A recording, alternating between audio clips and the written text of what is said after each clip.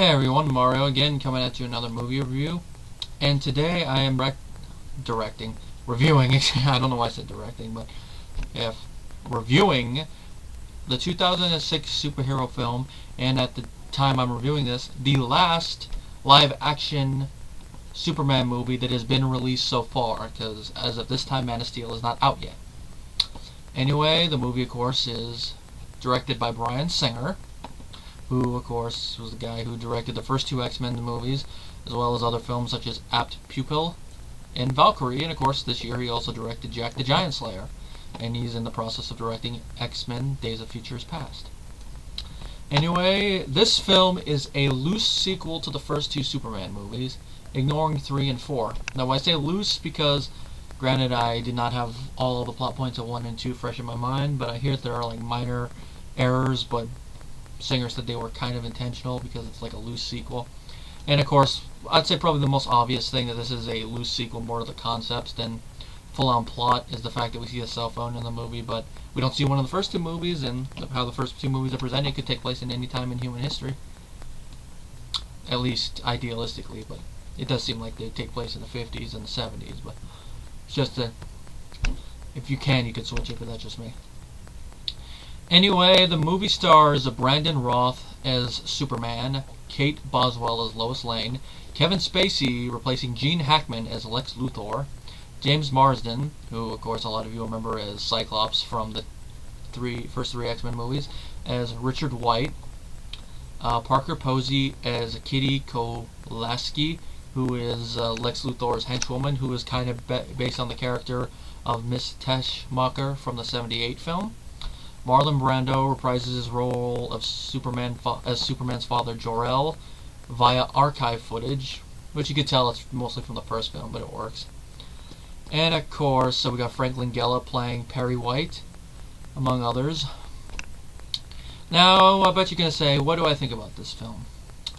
Well, first I'm going to tell you the scores that it gets online. It has a 6.2 on IMDb, a 67 with the audience on Rotten Tomatoes, and a 76 with the critics. And here's our consensus. Bryan Singer's reverent and visually decadent adaptation gives the Man of Steel welcome emotional complexity. The result, a satisfying stick-to-your-ribs adaptation. Now, my thoughts on the film. I thought Superman Returns was serviceable. I'd say it was an interesting idea to do a sequel that far afterwards. Granted, you know that no one's ever going to replace Christopher Reeve in people's minds as Superman, because he's basically what brought Superman to life for so many people, but we'll just see how the reboot does. But as for this, Roth, I'll say falls flat, and I'll get to that in a little bit, but I just thought the movie was okay. I mean, here's the thing. How the plot was, I didn't mind the plot. I didn't mind some of the actors. I even didn't mind the fact that its visual style is totally different from what Donner did with Superman 1 and his cut of Superman 2, and even from what I understand, Lester does in his cut of Superman 2. It's different because of the different technology stuff, so Superman can do some more stuff. And of course it has a little bit of Singer's style, but I think the thing that it falls flat with is who we got as our leads. Brandon Routh as Superman and Kate Bosworth as Lois Lane. It's just I didn't really connect that much with him. With Reeves' Superman, I connected with him, even though, as you guys know, I've never been the biggest fan of Superman, you know, the Boy Scout character. It's not just because how he's written. It's not just because of that. 'Cause sometimes he's written in a way where you don't like him because of that, and other times it's a little bit of a thing. But how he's portrayed by the actor, like Reeve, for example, you like him. Even though you guys know I don't like his powers being dictated by a plot. I think you should have a set number and never go above that. You might have to use his mind sometime, but that's just me. But the thing here is that Roth as Superman, he's not really as charismatic as Reeve was. He just doesn't come across as the Man of Steel. It just doesn't work. And from what I understand, one of the main reasons he was cast was because he has a physical resemblance to Reeve. And if that's the reason, why would you do that? I know that Roth also went under a training regimen to get prepare for the role, but still, he just did not do it for me. And there's also the fact he looks a little too young to be playing the character. Now, I bet someone's going to say, oh, you're going to bring his age into it. Now, here's the reason I say it. As of right now, Roth is 33. 9 years older than me. And let's see, how old would he have been when he did this movie? Let's see, it came out, they did, most of the photography was done in '05, so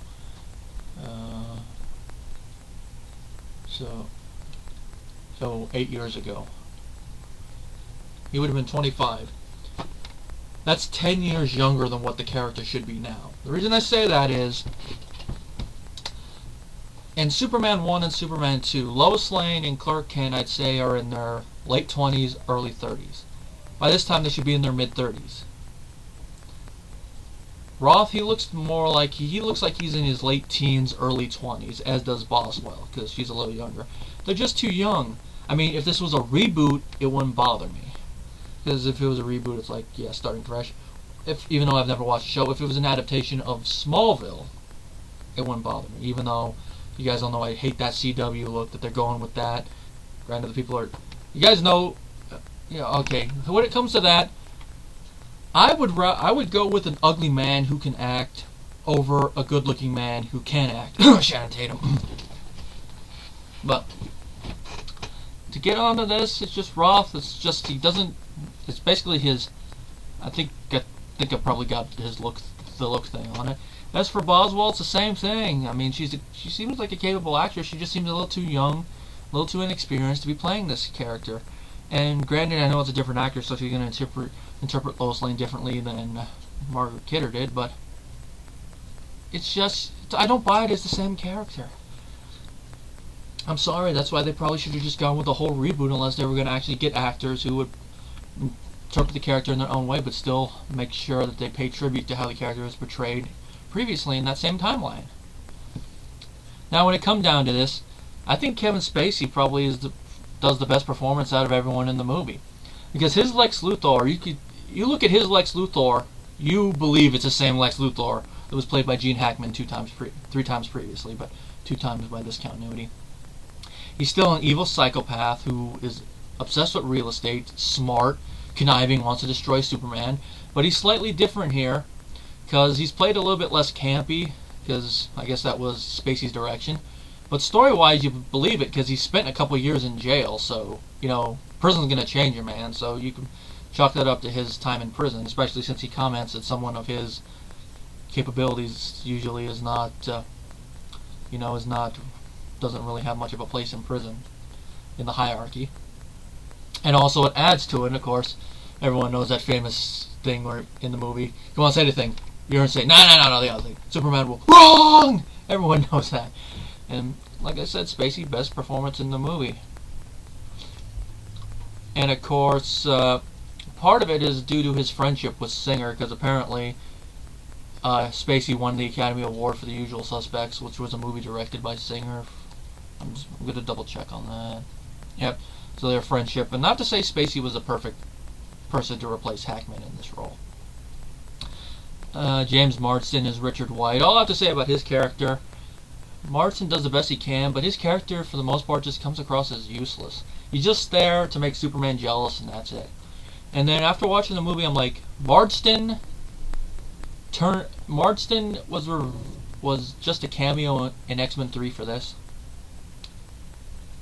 Boy. Parker Posey, she was perfect casting for the successor character to Miss Teschmacher, and it was very interesting. And it was nice to see Marlon Brando's footage in the movie, and of course, Singer mentioned that when he was going through the footage that they had access to all the footage he shot, and there was some unused footage where Brando was reciting poems, and then other times where he trailed off subject and was swearing like a sailor. I would love to see that footage in like a blooper reel. You would love to see that. Like, could you imagine Brando in his Jor-El outfit just randomly talking about stuff, like talking about politics or something randomly off subject? It'd be funny. And of course, it was because of the negotiations with the Brando's estate for using the footage in this film that the Richard Donner cut of Superman 2 eventually became a reality. Okay, Frank Langella as Perry White. White seems to have more screen time here, or maybe it's just me noticing it more. Or maybe because I like Langella seems to have more of a presence than Hugh than the other actor who played him did. Now, funny thing about this is Hugh Laurie apparently was originally approached to play White, but I think he didn't do it because, you know, the show House was around. But I'd have to say Langella is probably a better choice because I really buy him as it. And like I said, I like him better. I like Langella better as White than the guy who played him in the first two films, than the other films. Now, I haven't talked about the plot yet. The plot is that 5 years before the film started, Superman left Earth because an astronomer believed they have discovered the remains of Krypton. You know, even though Superman knows it's gone, he's still going to want to go look at it, or I guess for some reason to see if it actually did explode, because all he has is his father's word on that. That's just what I thought of it. Basically, it's just a plot necessity to get him off planet. Anyway, during his absence, Lex Luthor was released from prison because Superman was not around to testify. They say a trial, but I'm guessing it's a parole hearing. And he married a rich widow to obtain her fortune upon her death. And you could tell from how the scene is shot that, you know, Luthor only did it to get the money. And I'm like, Luthor, you smart son of a you-know-what. Anyway, now that Luthor has money, you know, he's basically what he's going to use it for. And of course, Superman eventually returns to Earth, takes back up the mantle of Clark Kent, and returns to work at the Daily Planet. And of course, he learns that Lois Lane has won the Pulitzer for her article Why the World Doesn't Need Superman. And at the same time, she's engaged and has a son. Now, as this is going on, Lex travels to the Fortress of Solitude because he has faint memories of the location and having been there. And of course, you could tell they even hint at that when he goes inside. It's like you've been here before. Now, the thing is, they only vaguely reference Superman 2 with this. And with how vague it is, you could probably put in either the Lester or the Donner cut, depending on your personal preference. Or both, if you just want to, just for, you know, shits and giggles. But it's interesting to see how they connect to it with the whole crystal thing, and I thought that was interesting. Now, how Superman makes his reappearance to the entire world is cool. Everyone, you know, that thing where he shaves. Yeah, he shaves the space shuttle. Shave and a haircut. He saves the space shuttle. And it's a pretty interesting scene, and of course, you know, goes around saving more people. Like, he stops that one robbery. You know, he gets hit with the minigun and then the shot to the eye. That's a money shot. I want to know how much that shot cost, but it still looks pretty good. But it's not my favorite Superman entrance, even though it looks good for the film. Now, eventually, Superman attempts to reconnect with Lois, and they do talk a little bit. But as the time goes on, you could tell some things are going to happen, like Lex is going to steal kryptonite. What else is new? And it goes with this whole scheme of using the crystal technology to make a new continent or something, which I'm not going to spoil the whole thing of it. But I'll just say, Lex's grand scheme, to me, makes sense. Because this version of Lex always seems to have elaborate schemes. In the first movie, you remember his scheme using the nuclear warhead to blow up California, send it into the ocean, so his real estate in Nevada is worth a lot more. In the second movie, using Zod and his henchmen for his own evil purposes. You know, manipulating him subtly.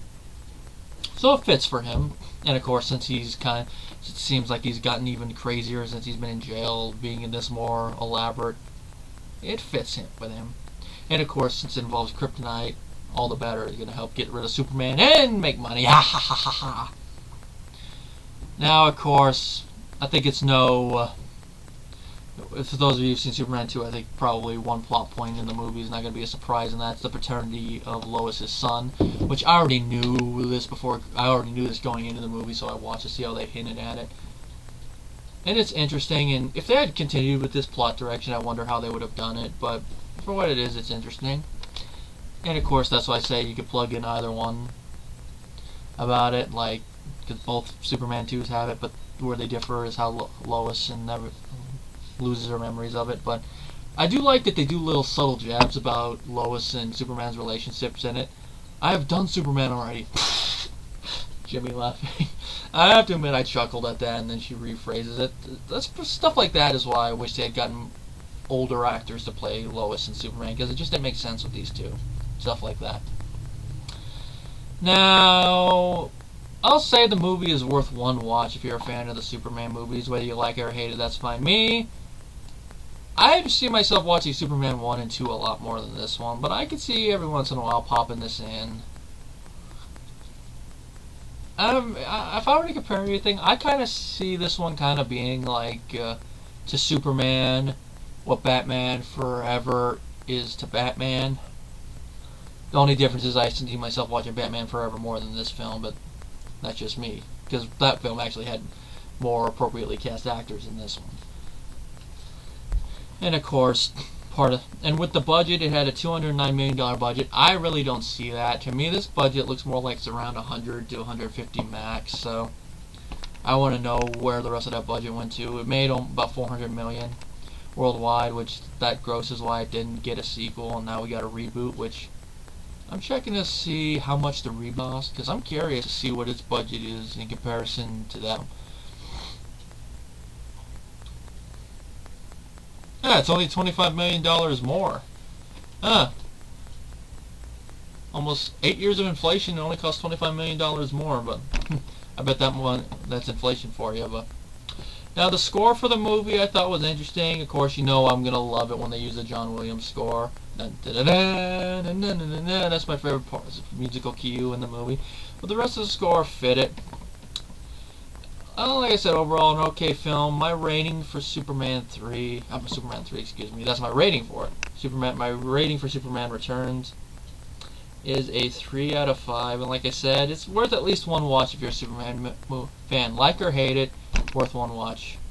Now, of course, guys, it is time, hopefully, for Man of Steel, but if I have enough time, the next video is going to connect to the second video in this series.